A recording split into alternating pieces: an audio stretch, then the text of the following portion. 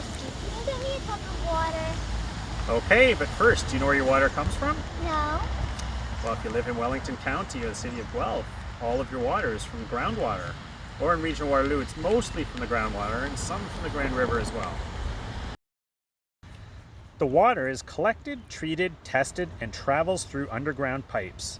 The water might first stop at a water tower before arriving at our homes. After you use the water, it goes down a drain and through more underground pipes that connect to a wastewater treatment plant where the water is cleaned before returning to the local waterway. Dad, that's a lot of information. Okay, let's take this step by step. We have two sources that provide us with our drinking water, the Grand River and groundwater. The journey is quite different for both of these sources of water. Let's first talk about what the journey looks like for groundwater.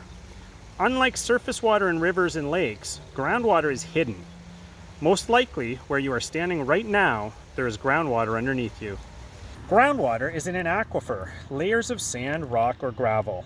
Groundwater is the rain or melted snow that soaks into the ground, filling the spaces between the sand grains, rock, or gravel, moving ever so slowly, about a few meters every year. A well is used to extract the groundwater. A well is a large pipe placed in a hole drilled into the ground. At the bottom of the pipe are slits or small openings that allow the groundwater to enter the pipe. A screen wrapped around the bottom of the pipe keeps sand and other materials from getting into the well. A pump at the bottom of the well pushes the groundwater up to the top where the groundwater is treated and tested to make sure it is safe to drink before continuing its journey through underground pipes to our homes. Dad, what's this? This is the top of a well. How far down does it go? Well, it goes about 30 to 90 meters. That's as high as a 10-story or up to a 30-story building all the way down. Do you know that all the cities like Guelph, Cambridge, Kitchener, Waterloo have lots of wells everywhere like this to get the drinking water. And once we take it out, it gets pumped into the distribution system all the way to your home. Hey Dad, is that the Grand River? That is the Grand River. So remember how I told you water is either coming from the Grand River or groundwater? Well, groundwater, to treat groundwater is a little easier because the earth protects it from bacteria and other things. Grand River is exposed to everything. So the treatment process is a little more complex. So if you're taking the Grand River through Kitchener, past the Highway 8 bridge, eventually you're going to come to this weir. Think of a weir like a small dam that goes across the Grand River. The weir helps to redirect or push some of the water flowing down the Grand River to the edge of the river and into a large pipe. How do the fish cross the weir? This isn't a chicken crossing the road joke, is it? No, silly. The fish cross the weir by using a fish ladder. Oh, that's right. It's like a set of steps for the fish to get down safely past the weir, right? Yeah. After the water leaves the Grand River, it travels through a pipe that drains into a large reservoir with 4 holding tanks. The water stays here for 2 to 4 days to allow leaves, dirt, and sand to settle to the bottom of the tanks. The water then travels uphill through a large underground pipe to the water treatment plant in Mannheim. This location was chosen for the treatment plant as it is one of the highest elevation areas in Waterloo Region.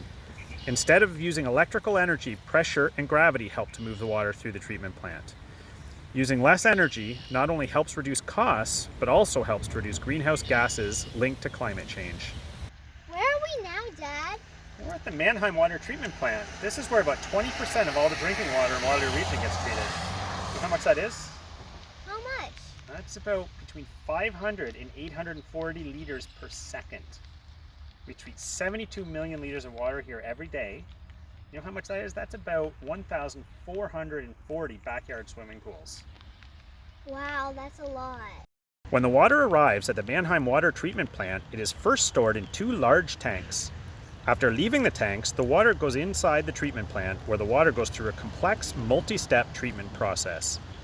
The first step adds a polymer to encourage dirt in the water to form into clumps. These clumps of dirt are called flocks. The water, along with the flocks, travel to another area where the flocks drop to the bottom of the tank. This is called sedimentation. The water continues to the next step where ozone gas is added to the water to improve its taste, smell, and color. After that, the water enters a tank where it slowly goes through sand and coal filtration process. The water then passes through ultraviolet lights that inhibit tiny bugs found in surface water, including the Grand River. Finally, a small amount of disinfection is added to keep the water clean as it travels through underground pipes to our homes. The water is tested throughout the entire treatment process. Before entering the distribution system, it is mixed with the treated groundwater from nearby wells. So Alexa, once all the water is treated and the groundwater and surface water are mixed together, it goes out into the distribution system and travels through underground pipes to all the homes and businesses. And Daddy, what's that thing? Now that is a water tower. Water towers are used to keep pressure in the system so that we can store water up there, and when we release it into the system, it comes with lots of power and pressure to get to homes. Okay, and after all of that, Alexa, the water arrives at our homes and it's ready to drink. There you go. Thanks, Dad. Uh-oh. What? I have to use the washroom. Oh, well, do you know what happens to the water after you flush the toilet? No. After we are done using the water, it becomes wastewater. Wastewater is any water that leaves a home or building through a drain, such as a toilet, sink, or bathtub. Wastewater, after leaving our homes, travels through underground pipes that are part of the municipal sewer system. These underground pipes take the wastewater to a wastewater treatment plant. Want to know more about poop? Watch this.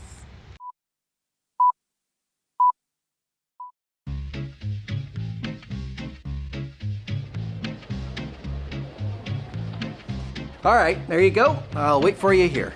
First, can you tell me the story of where my poop goes when I flush? Not again. Please, Dad. All right. Geez, no one would ever guess you're the son of a wastewater engineer. Are you ready? Okay, here we go.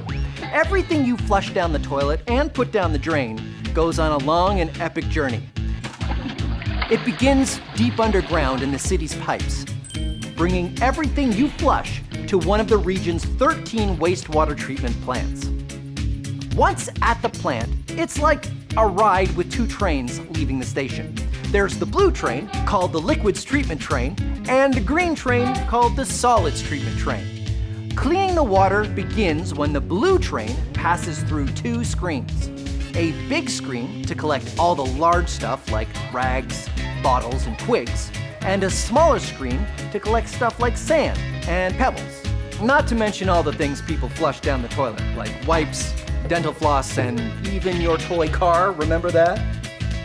That reminds me, there are other things one shouldn't flush, such as old medicine. But you already knew that, right?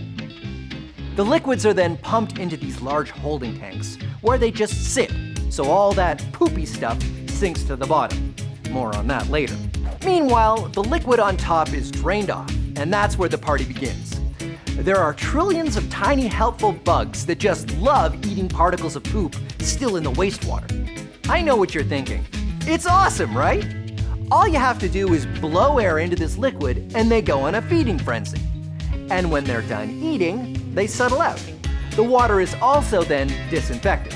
Once that's done, it's no longer wastewater. It's now clean enough to be sent back into the Grand River to join the rest of its liquid buddies.